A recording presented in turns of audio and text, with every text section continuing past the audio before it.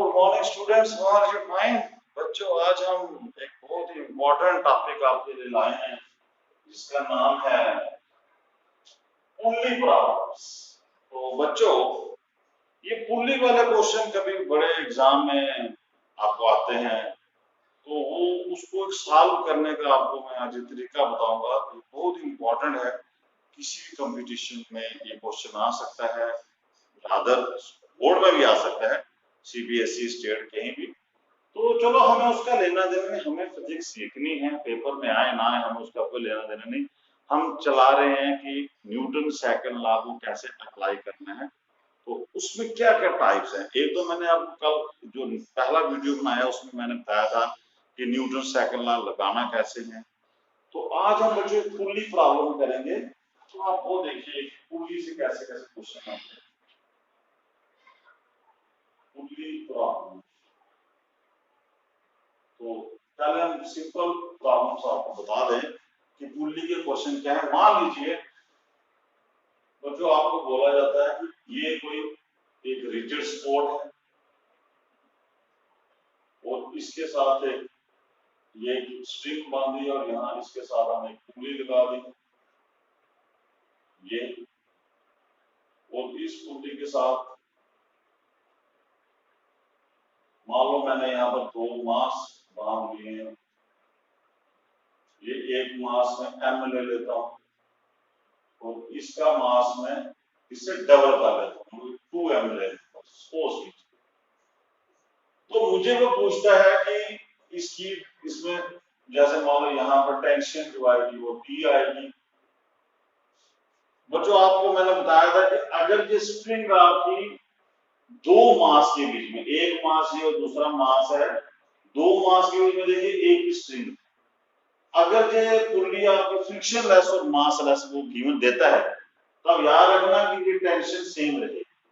लेकिन अगर यहाँ पर एक और तीसरा मास भी आ जाता है बीच में, फिर वो उसके बीच में टेंशन अलग हो जाएगी। चलो हम प्रॉब्लम से समझते हैं कि अब मान लीजिए ये तो आपको पता है कि टेंशन की डायरेक्शन कहाँ होती है, टेंशन ऑलवेज पुल्स। तो इसकी भी टेंशन इसको पुल करेगी, इसको भी पुल करेगी, और इसका जो वेट होगा इसमें, इसकी फ्री बॉडी डायग्राम है ये, इसमें जो वेट लगेगा उसका आएगा mg। और जो वेट का फार्मूला आपको बताया था मैंने, मास एक्सेलरेशन टू ग्रेविटी, इसका मास m है और वेट हमेशा नीचे लगता है, इसका भी मास वेट आ जाएगा, इसका मास 2m है तो इसका वेट आ जाएगा 2mg। ये तो आपको पता ही है कि वेट हमेशा नीचे लगता है, टेंशन हमेशा पुल करती है।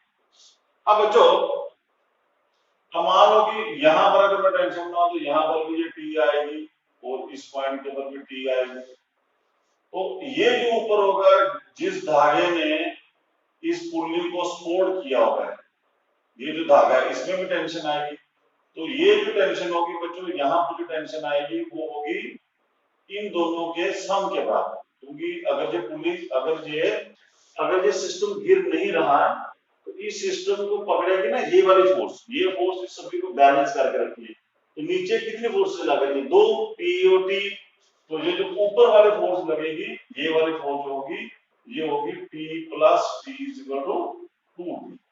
तो वो अलग अलग क्वेश्चन आपको पूछेगा कि ये वाली टेंशन अगर आपको पूछता है, इसका नाम मैं डाल लेता हूँ P1, ये अलग हो जाएगी क्योंकि ये धागा अलग हो गया यहाँ, और ये जो है धागा जो सेम था, तो ये आपको इसमें टेंशन सेम रहेगी। कंडीशन यही है कि स्प्रिंग मास लेस होना चाहिए और पुल्ली फ्रिक्शन लेस होना चाहिए। तो बच्चों, अब हमें क्या क्या क्वेश्चन पूछ सकता है, देखिए अब आपको यहाँ से समझना है कि ये बड़ा हैवी है, ये थोड़ा लाइट है, तो एक्चुअली ये यहाँ से चीज नीचे गिरेगी तो ये मास नीचे आएगा, तो एक्सेलरेशन किस तरफ होगी, और इसकी ये ऊपर जाएगा, जिसके ऊपर, ये आपको पता चल जाएगा।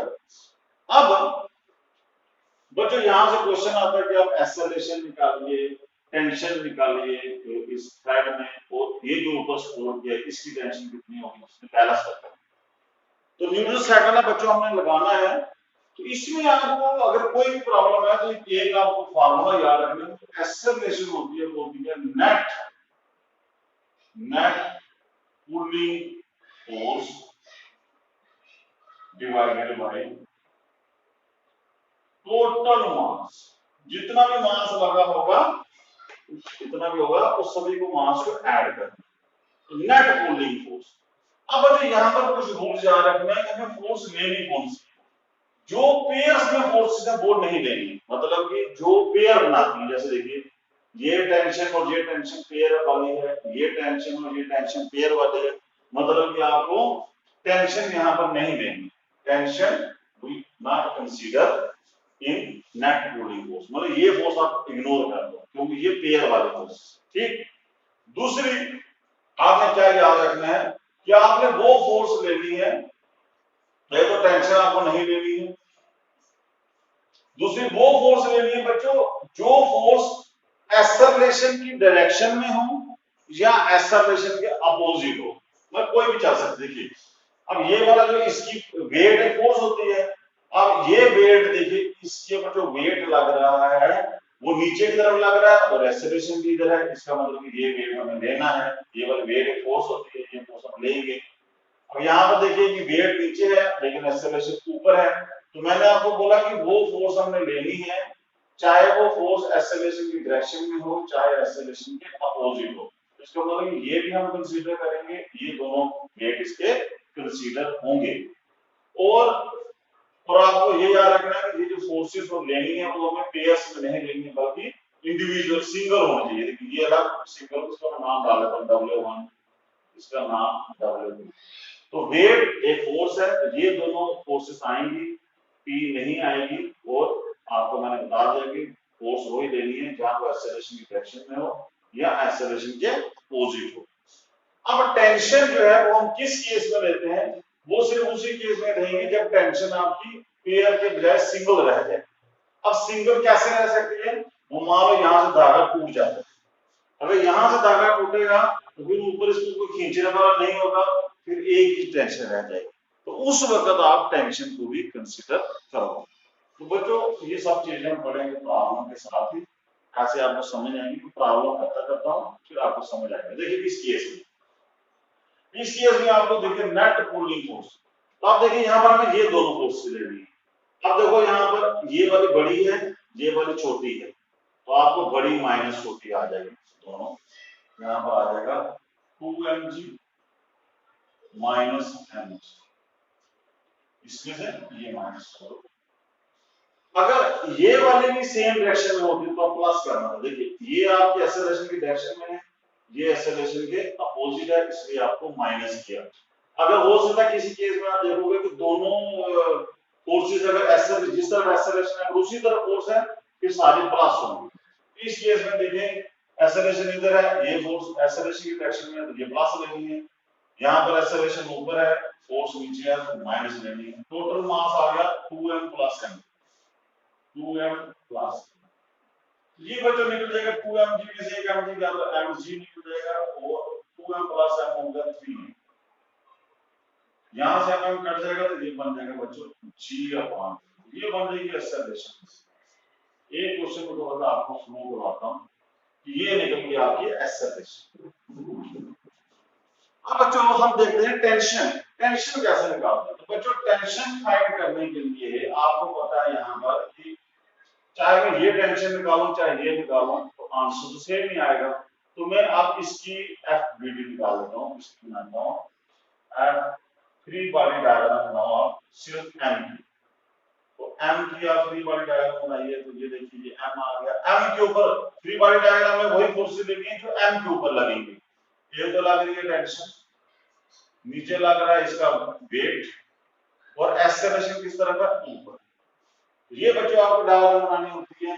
अब यहाँ पर आपको पता है न्यूटन सेकंड लॉ लगाना है, तो सेकंड लॉ के लिए होता है कि net force equal to mass into acceleration.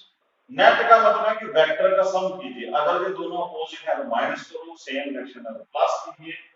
लेकिन याद रखिए कि जिस तरफ एक्सेलरेशन होगी वो वाली फोर्स आपको प्लस में लेनी है, जैसे एक्सेलरेशन ऊपर है तो ये फोर्स आपको बड़ी लेनी है, ये t माइनस mg। ये मैंने पीछे वाले वीडियो में भी आपको सिखाया था कि जिस तरफ एक्सेलरेशन है उस तरफ वाली फोर्स आपको प्लस में लेनी है, मतलब बड़ी लेनी है और दूसरी छोटी कर देनी है, ma।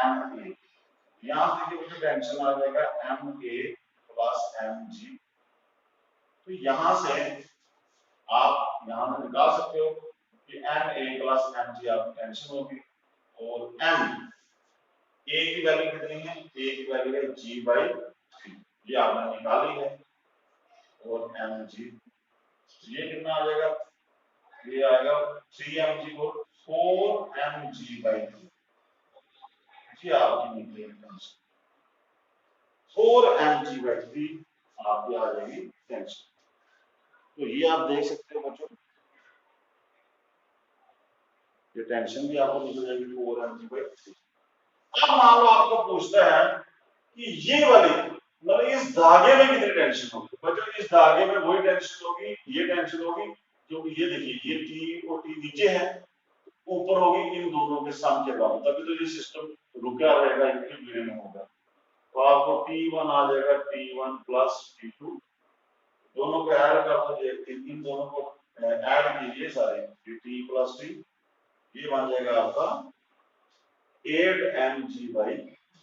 तो ये बच्चों आपको ट्रिक यहाँ पे याद रखना है कि अगर कुंडली वाले प्रॉब्लम है तो आपको सबसे पहले एक्सेलरेशन अगर निकल जाती है तो उसके बाद आप न्यूटन सेकंड लगाकर आप बाकी फोर्सेस आप निकाल सकते हो इजीली, इसमें कोई टेंशन नहीं। तो ये आपको और समझ आ चुका होगा और मैं कोई 3-4 प्रॉब्लम हम इसकी करेंगे तब आपको थोड़ा सा कॉन्फिडेंस भी बिल्ड हो जाएगा।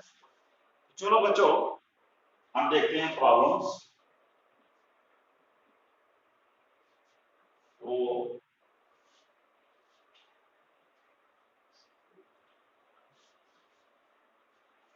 ये एक बच्चों प्रॉब्लम है हमारे पास कि एक उसने सिस्टम बनाया हुआ है ऑलरेडी, कुंडली वाला सिस्टम है हमारे पास बना हुआ है, उसमें सिस्टम में क्या लिखा हुआ है, ये आपको दी हुई है सिस्टम, इसमें लगाई हुई है कुंडली, कुंडली बोली हुई है मास लेस और फ्रिक्शन लेस है, और उसमें उसने बोला कि ये एक मास आपका 2 kg का, ये 2 kg का मास है, इधर है आपके 4 kg और 6 kg का मास, ये आपको बच्चों आपको सिस्टम दिया हुआ उसने और आपको पूछ रहा है वो कि इनमें टेंशन बताइए। देखो सबसे पहले आप देखिए ये थ्रेड 2 और 4 के बीच में एक ही थ्रेड है और पुल्ली फ्रिक्शनलेस है, तो इसके बीच में टेंशन भी सेम है, तो ये आपकी टेंशन। ठीक है बच्चों, अब आप देखिए किस तरह वेट ज्यादा है, ये इस तरह वेट ज्यादा है, इसका मतलब ये चीज सिस्टम ऐसा चलेगा, एक्सेलरेशन इधर से नीचे आएगी, ये बाकी नीचे आएगी और इधर आपको ऐसे चलेगी, ये सिस्टम ऐसे चलेगा। ठीक है, ये भी आपको पता है। अब बच्चों अब देखो यहाँ पर मैंने बोला था कि ये थ्रेड देखो चेंज हो गई है क्योंकि यहाँ पर अलग मास आ गया, यहाँ पर टेंशन भी आप चेंज कर देंगे, यहाँ पर मान लो T1 और इसकी टेंशन आ गया T1, टेंशन हमेशा पुल करेगी, देखो इसको पुल करेंगे ऊपर लगेगी, इसको पुल करने के लिए नीचे, इसको पुल करेंगे ऊपर।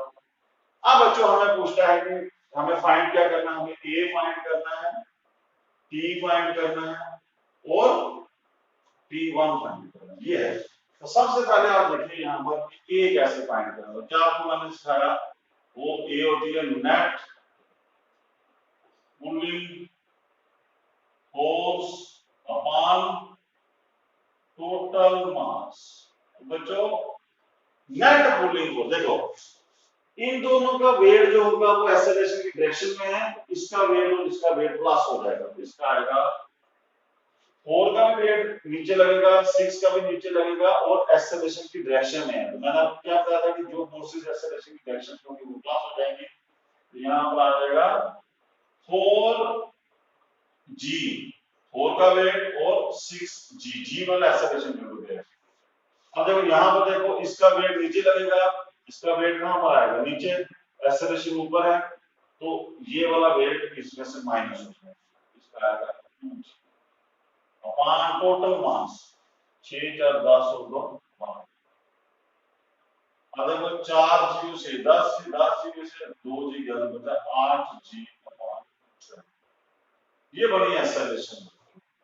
अब मान लो कि आपको न्यूमेरिकल में गिवन देता है कि g की वैल्यू आप 10 लीजिए, अगर आपको न्यूमेरिकल में वो गिवन दे तो आप 10 लेना, अगर नहीं देता फिर आपको 9 इसका आएगा 8 अपॉन 10, तो 4 2 का 843 का वर्ग, तो ये बन जाएगा 20/3 मीटर पर सेकंड स्क्वायर एक्सेलरेशन। ये मेरे पास एक मसला हल हो गया कि जो एक्सेलरेशन है वो निकलेगी सिंपल तरीके से।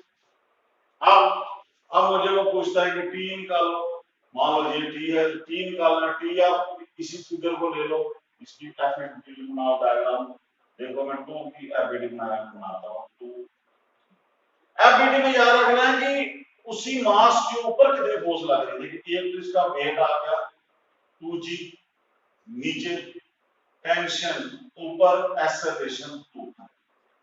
तो न्यूटन सेकंड लॉ लगाइए बच्चों, सिंपल। अभी आपको पता है न्यूटन सेकंड लॉ क्या कहता है। न्यूटन सेकंड लॉ कहता है कि जो नेट फोर्स आएगी वो किसके ऊपर होती है, मास एंड एक्सेलरेशन। और नेट फोर्स निकालने का मतलब कि वेक्टर का तरीका होता है कि ये एक्सेलरेशन ऊपर है, ये फोर्स ऊपर प्लस में आएगी, ये फोर्स माइनस में हो जाएगी, और एम ए आ जाएगा, यहां से पी बन जाएगा एम ए प्लस 2g, और इसका मास कितना है, इसका मास भी 2 है। 2 इंटू एक्सेलरेशन कितनी निकालना है, 20/3 प्लस 2 इंटू जी की वैल्यू क्या लेंगे, ये बन जाएगा 40/3 प्लस 20 इज इक्वल टू 60 और 100/3। तो ये निकल जाएगी आपकी टेंशन 100/3 टेंशन। तो बच्चों अब आपको बोलता है कि ये टेंशन निकालिए, P1 अगर मुझे फाइंड करना है तो आपको क्या करना है कि इसकी एफबीडी बना लीजिए, सिंपल रहेगा। आपको इसमें लगाकर दो फोर्सेस का खेल आएगा, तो सिंपल चूज करना यही ट्रिक होता है कि वो आपके दिमाग पे है। आप देखिए 6 का लगाता हूं तो इसमें सिर्फ देखिए फोर्स, एक तो वेट लगेगा 6g इसके नीचे, और इसमें टेंशन P1 लग रही है, और ये बॉडी जा कहां रही है, नीचे एक्सेलरेशन A से। न्यूटन सेकंड लॉ लगाइए यहां पर, net force equal to mass into acceleration. Net force का मतलब कि दोनों फोर्सेस अपोजिट हैं तो माइनस करना है, लेकिन जिस तरफ एक्सेलरेशन है उस फोर्स को प्लस लेना है। तो मतलब कि आप उसको ये माइनस ये, तो एम ए, तो T1 आपका बच्चों कितना आ जाएगा 6g minus M A. 6g g की वैल्यू कितनी है 10, तो 60 माइनस एम, एम कितना है 6, एक्सेलरेशन आपने कितने निकालना है 20/3। तो ये देखिए ये कर देगा, तो ये बनेगा 60 माइनस 40, तो इज इक्वल टू 20। ये देखिए आपका यहाँ पर ये 20 मीटर में आपका ये निकल गया।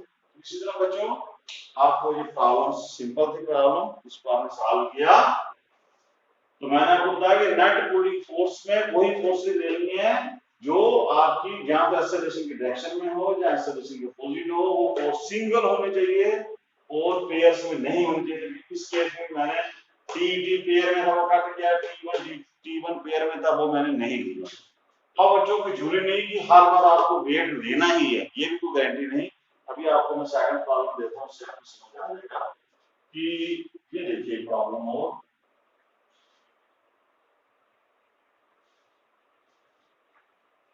तो एक प्रॉब्लम आपको दे रहा है, वो सेकंड प्रॉब्लम बना रहा है, वो कह रहा है कि आपके पास एक ये ब्लॉक है, ये सिस्टम है, टेबल है, इसके ऊपर एक बॉडी रखी है जिसका मास है वो दे रहा है आपको 2 kg। 2 kg का एक ब्लॉक है और इधर एक उसने पुली लगाई हुई है, तो यहाँ से एक धागा, ये थ्रेड, और एक मास नीचे है। ये मास आपको दिया उसने 4 kg का, कोई बात नहीं। और आप अब आपको इतना तो पता चल गया होगा कि ये बॉडी किस तरह चलेगी, क्योंकि 4 नीचे है, नेचुरली एक्सेलरेशन इधर होगी और ये ब्लॉक इधर चलेगा एक्सेलरेशन ए से। और अब देखो यहाँ पर इस बॉडी का वेट जो है वो नीचे आएगा, वो आएगा 2g, और नॉर्मल डायरेक्शन इसके ऊपर पड़ेगी n, इसकी टेंशन आएगी बच्चों t, इसको पुल करेंगे, इसको पुल करेंगे तो टेंशन t, और इसका वेट जो आएगा वो आएगा 4g। अब बच्चों यहाँ पर अगर आपको बोलता है एक्सेलरेशन निकालो, तो यहाँ पर देखिए ध्यान लगाइए, इस केस में जो एक्सेलरेशन आएगी वो आपको मैंने क्या बोला, नेट फोर्स। लेकिन नेट फोर्स कौन सी होनी चाहिए, यहाँ तो एक्सेलरेशन की डायरेक्शन में या एक्सेलरेशन के अपोजिट बस, और पेयर में नहीं होनी चाहिए। तो टी कट गया अब देखो इस केस में देखिए कि एक्सेलरेशन नीचे जा रही है, इसका वेट भी नीचे जा रहा है, इसका मतलब ये फोर्स हम ले सकते हैं। इस केस में देखिए एक्सेलरेशन इधर है लेकिन वेट इसका परपेंडिकुलर है एक्सेलरेशन के, तो ये नहीं लेनी है। हमें क्या बोला था कि हमें फोर्स वो लेनी है या तो एक्सेलरेशन की डायरेक्शन में हो या एक्सेलरेशन के अपोजिट हो। अब ये वाला वेट इसके परपेंडिकुलर हम नहीं लेंगे। अब इसका मतलब इसमें एक ही फोर्स बची है, वो कौन सी है? सिर्फ इस बॉडी का वेट 4g। अब यहाँ पर एक्सेलरेशन माना जाएगा सिर्फ ऊपर वाले एक बॉडी का weight 4g upon total mass. Total mass आ गया 2 + 4 4g/6। अब बच्चों एक ही कंफ्यूजन नहीं रहना कि हमेशा इसका वेट इसमें से माइनस करते रहना है। तभी मैंने आपको एक सेकंड प्रॉब्लम बना के दी जिसमें आपको क्लियर होगी अब इसमें वेट हम नहीं ले रहे। अब बच्चों एक्सेलरेशन निकल गई, अब टेंशन निकाला, आपके बाएं हाथ का खेल है, न्यूटन सेकंड में लगाइए, इसी की एक्टिविटी बना लीजिए। इसकी एक्टिविटी बनाते हो क्या आएगा? देखो ये 2 kg का मास है, इसमें देखिए टेंशन T लग रही है, T इसमें देखो ना T लग रहा है और एक्सेलरेशन इसकी इस तरफ ही है। इसमें आपको नेट फोर्स यही बची, सिर्फ एक ही फोर्स लगेगी क्योंकि अपोजिट फोर्स है ही नहीं। अगर वो फ्रिक्शन देता तो आप यहाँ पर इसको फ्रिक्शन वाली फोर्स को कंसीडर करते हैं, लेकिन यहाँ फ्रिक्शन नहीं है इसलिए आपको एक ही फोर्स दिया है। यहाँ पर लगाई न्यूटन सेकंड कहता है कि net force equal to mass into acceleration. Net force एक ही कर रही है, P equal to mass into acceleration. Mass इसका है 2 इनटू एक्सेलरेशन कितनी है 4g/6। ये आ जाएगा 3 तो आएगा 4/3। ये टेंशन बन जाएगी P इक्वल टू 4/3। ये देखिए बच्चों, ये आपको सबसे इजी हो जाएगा काम। ये टेंशन आपकी 4g/3 है। अगर आप g की वैल्यू पुट करना चाहते हैं बच्चों, g की वैल्यू कर सकते हैं आप, अगर आप करना चाहते हो 4/3 into g की वैल्यू 10 होती है, बन जाएगा 40/3 न्यूटन। इसमें भी जी डाल सकते हैं अगर डालना तो आपके पास। तो ये इस केस में आपने समझा कि हमें वही फोर्स दी, ये वो वेट मैंने नहीं लिया क्योंकि ये वेट इस एक्सेलरेशन के मोशन के डिपेंडेंट है। तो बन गया आपका थोड़ा सा बेस बन जाए, क्योंकि जब आपका थोड़ा सा बेस क्लियर होगा कोई प्रॉब्लम कैसे सॉल्व करनी है, फिर आप प्रैक्टिस के लिए तो हजारों बुक्स है ना, आप करते रहिए, फिर आप नए फिर आपका खुद ही कॉन्फिडेंस बढ़ता रहेगा। लेकिन पहले एक स्टार्ट, हमारा काम होता है स्टार्ट देना बच्चे को, उसके आगे बुलंदियां वो खुद ही छू लेते हैं। जिसके अंदर आग होती है वो छू ही लेता है, ऐसी बात नहीं, लेकिन स्टार्ट नहीं मिलता। बच्चों को बताना पड़ता है कि ये भी हो सकता है, ये भी हो सकता है, ये भी हो सकता है, डिफरेंट किस्म की प्रॉब्लम से उसको रूबरू कराना होता है। तो बच्चों एक और प्रॉब्लम हम देख लेते हैं, मैं आपको समझाता हूँ कि आपने देखा होगा कि हम पढ़ते थे पहले प्रॉब्लम इंक्लाइंड प्लेन। तो बच्चों देखिए अगर ये आपका ब्लॉक अगर सीधा ग्राउंड के सीधा पड़ा हुआ है, इसका मास अगर m है, इसका वेट आ गया आपका mg नीचे, और इसके ऊपर जो मैंने आपको बताया था कि नॉर्मल रिएक्शन ऊपर, नॉर्मल रिएक्शन और वेट एक दूसरे के अपोजिट। और नॉर्मल रिएक्शन जो होती है वो जो सरफेस होता है बच्चों याद रखना, ये जो सरफेस होता है इस सरफेस के परपेंडिकुलर, और नॉर्मल रिएक्शन कौन डाल रहा है? ये वाला सरफेस इस बॉडी के ऊपर जो फोर्स लगाता है वो नॉर्मल रिएक्शन होती है। फिर ये वाली बॉडी इस सरफेस के ऊपर जो फोर्स डालती है वो वापस उतनी डालती है। देखो इस सरफेस में इस ब्लॉक के ऊपर फोर्स लगाई m, अब ये ब्लॉक भी इस सरफेस को लगाएगा m, ये याद रखना। ये आपको मैंने फर्स्ट लेक्चर में आपको समझाया था, दोबारा देख सकते हैं आप न्यूटन फर्स्ट लॉ में। अब जो यहाँ पर मैं क्या करता हूँ, इसको मैं उठाता हूँ ऐसे, अगर मैंने इसको थीटा एंगल ऊपर कर दिया, मैंने इस ब्लॉक को, इस जो स्पोर्ट है जिस टेबल के ऊपर पड़ा है कागज को पड़ा, इसको मैंने ऊंचा कर दिया, तो नेचुरली ब्लॉक थोड़ा सा ऊपर आकर ऐसे टेढ़ा हो जाएगा। अब बच्चों इसकी जो नॉर्मल रिएक्शन होगी, नॉर्मल रिएक्शन तो आपका सीधा आएगा ना ऐसे, नॉर्मल रिएक्शन इस सरफेस के परपेंडिकुलर, वो तो ऐसे रहेगा नॉर्मल रिएक्शन, लेकिन वेट नहीं ऐसे होगा, वेट आपका एक्टिंग वर्टिकली डाउनवर्ड, ये वेट लगता है, वेट हमेशा नीचे आएगा ऐसे। अब देखिए इस केस में नॉर्मल और mg आपस में एक दूसरे के इक्वल एंड अपोजिट है, यहाँ पर नहीं है। कई लोगों में कंफ्यूजन होती है कि जितना नॉर्मल और mg हमेशा इक्वल एंड अपोजिट है, ऐसा नहीं। अब देखिए यहाँ पर कि नॉर्मल अलग चीज है, वेट अलग चीज है। अब एक्चुअली में एम जी की रियल पोजीशन क्या थी, एम के बिल्कुल पैरेलल तो ये था एम जी रियल इस केस। अब जब मैंने इस इंक्लाइंड को ऊपर किया तो एम जी यहां से नीचे आया, वो कितना एंगल नीचे आएगा, जितना ये एंगल होगा तो ये थीटा है। अब एम जी के दो कंपोनेंट बन जाएंगे, एक आ जाएगा एम जी कॉस थीटा और एक आ जाएगा यहाँ पर एम जी साइन थीटा। अब देखिए, अब यहां पर अगर मैं बोलूं कि नेट पुलिंग फोर्स के लिए कौन सा कंपोनेंट, मान लो अब ये बॉडी इधर गिरेगी, यहां तो इधर आएगी, अगर फ्रिक्शन नहीं है तो ये बॉडी इधर आएगी, यहां इधर जाएगी। इसका मतलब है कि अगर एक्सेलरेशन इधर होती है नीचे की तरफ, अगर एक्सेलरेशन डाउनवर्ड होती है, तब इस एक्सेलरेशन की डायरेक्शन में कौन सी फोर्स है, एम जी साइन थीटा। ना एन आएगा ना एम जी कॉस आएगा, क्योंकि ये तो दोनों इसके परपेंडिकुलर होते हैं।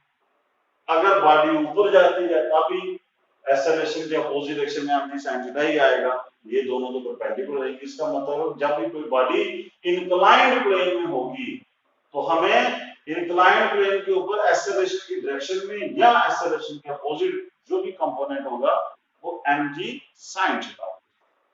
अब बच्चों इसके रेस के ऊपर एक प्रॉब्लम है, वो देख लेते हैं। वो प्रॉब्लम क्या है, वो कहता है कि ये आपका एक इंक्लाइंड प्लेन है,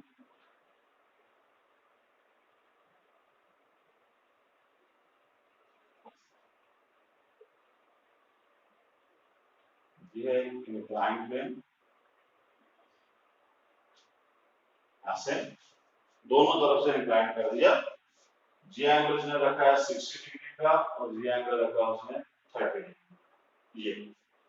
और उसने यहाँ पर दो ब्लॉक आपको बांध दिए, यहाँ पर एक ब्लॉक ये है, दूसरा ये है, ये दो ब्लॉक है और इधर एक पुल्ली है और पुल्ली से इसको बांध दिया और एक ब्लॉक ये। और इसका है, इसका मास है 1 केजी, इसका मास रखा है 1, इसका मास है 3 केजी और इसका मास है 2 केजी। तो बच्चों अब वो पूछ रहा है कि इसकी वही एक्सेलरेशन निकालिए, इन धागों में टेंशन निकालिए। देखो यहां पर टेंशन मान लो मैं टी ले लेता हूं या T1 ले लो, जो भी आपने लेना है। ये क्योंकि एक ही धागा है और इस धागे में टेंशन सेम रहेगी, क्योंकि धागा अगर मास लेस है और पुल्ली फ्रिक्शन है अगर। और ये देखिए यहाँ पर दो मास अलग आ गए, इनके धागे में टेंशन अलग आ गई, तो बड़ा कर इसको, ये होता है ये इसको पुल करेगा इधर, इसको पुल करेगा इधर, इसका नाम है T2, क्योंकि ये थ्रेड चेंज हो गई, इसका मास होगा। अब आप मुझे बताओ कि ये ब्लॉक इस तरफ चलेगा, सिस्टम ऐसे चलेगा या ऐसे। तो देखो इधर 4 मास है, इधर 2 है, नेचुरली इधर वेट ज्यादा है, तो ये एक्सेलरेशन इस तरफ ऐसे और ऐसे। अब जो यही डायग्राम आपने ध्यान रखना है कि नेट एक्सेलरेशन निकालने के लिए मुझे सबसे पहले क्या निकालना है, हमें निकालना पड़ेगा नेट फोर्स। तो नेट फोर्स देखो, ये दोनों 1 केजी का मास और 3 केजी का मास इंक्लाइंड प्लेन में जब ये मास होंगे तो उनकी एक्सेलरेशन की डायरेक्शन में जो फोर्स होगी वो mg sin थीटा होगा।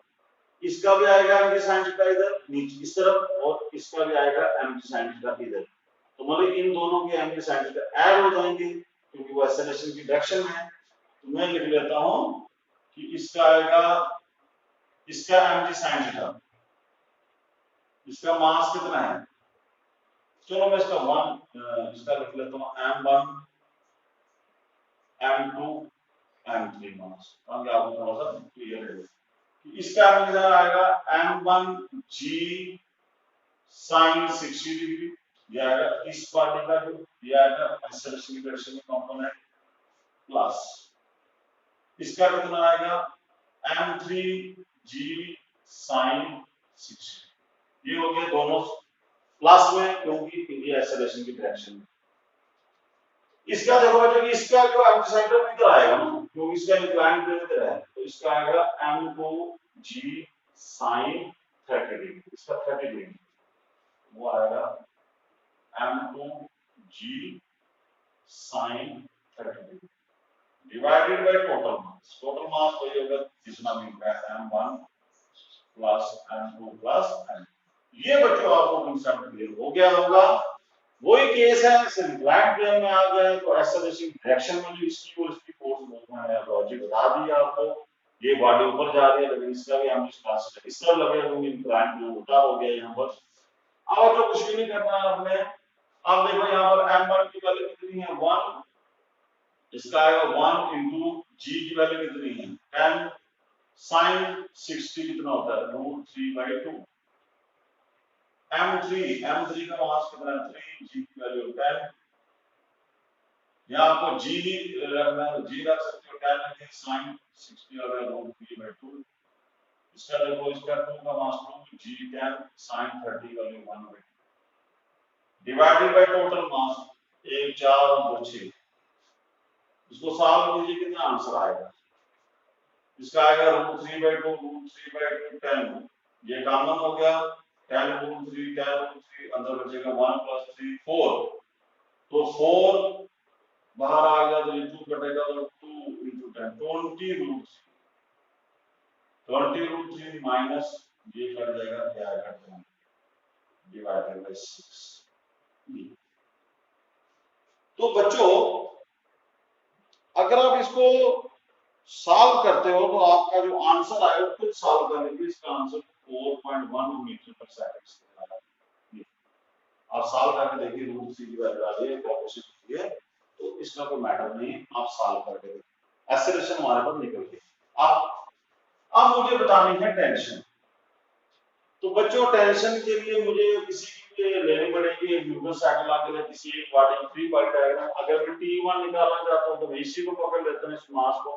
चलो देखिए तो ये आप इसको नोट कर लीजिए, सॉल्व खुद कर लेना यहां से आगे थोड़ा खुद भी प्रैक्टिस करनी चाहिए। अब देखिए इस बॉडी के हम डायग्राम बनाते हैं एफबीडी ये जाकर 2 kg इधर फोर्स लग रही है इसकी m2 g sin 30 और जी है आपका इधर टेंशन कितनी है T1 और बॉडी ऊपर जा रही है एक्सेलरेशन a से हो रही है। यहाँ पर न्यूटन साइकिल लगाइए बच्चों। न्यूटन आप देखिए इसका जो आएगा न्यूटन साइकिल के अकॉर्डिंग F net = मास इनटू एक्सेलरेशन। नेट फोर्स मैंने क्या बताया कि जिस तरफ एक्सेलरेशन होगी वो फोर्स बड़ी रहनी है P1 माइनस इसके अपोजिट डायरेक्शन वाली m2g sin 30 = ma। तो यहां से T1 आप g sin 30 प्लस m।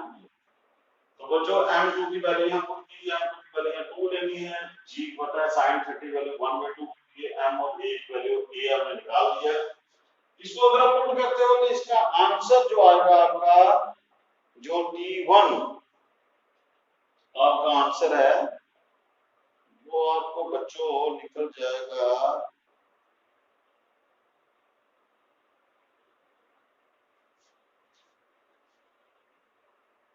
18.2। ये बच्चों आप चेक कर लेना, कोई कंफ्यूजन होगी तो मुझे कमेंट बॉक्स में लिख देना। सॉल्व थोड़ा सा कर लो, आपको देखिए थोड़ी सी मेहनत करो, मुश्किल सॉल्व कर लेना। अब देखो इसका मसला लेते हैं, आप सिर्फ समझिए बाकी कैलकुलेशन तो आप 11th के बच्चे कैलकुलेशन आप कैलकुलेशन आप जेईई मेंस का एग्जाम देने जा रहे हैं। तो बच्चों इस केस में देखिए इसकी बनाते हैं डायग्राम, इस ब्लॉक की बनाते हैं। इसका मास 1 kg है तो इसका इधर आएगा आपका m1g sin 60। इसका वेट का कंपोनेंट इधर ऊपर लग रहा है आपका T2 बॉडी इधर जा रही है, T2 निकालना है। वही बच्चों Newton cycle law F net mass into इसका मास m1 है एक्सेलरेशन a। नेट फोर्स वही जिस तरफ एक्सेलरेशन होती है वो प्लस वाले फोर्स लेनी है m1g sin 60 degree minus T2 m1a। यहां से बच्चों T को आपका आ जाएगा m1g sin 60 माइनस m1।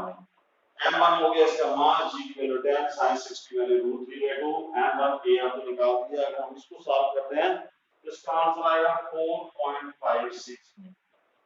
तो होप्स बच्चों आपको जो समझ आ चुका होगा। तो ये आप 3 प्रॉब्लम्स कीजिए, इसको थोड़ा सा समझिए और उसके बाद आप डिफरेंट प्रॉब्लम्स सॉल्व करने की कोशिश कीजिए। अभी मैंने यहाँ पर फ्रिक्शन का लॉजिक नहीं दिया, अगर इसी केस में आपको बच्चों वो फ्रिक्शन भी देता तो फिर आपको यहाँ पर नेट फोर्स के लिए जैसे इसकी निकालने तो ये माइनस फ्रिक्शन फोर्स आए। चलो जब फ्रिक्शन फोर्स करते हैं तब हम कर लेंगे इस चीज को भी। टिल देन बच्चों, जय हिंद जय भारत।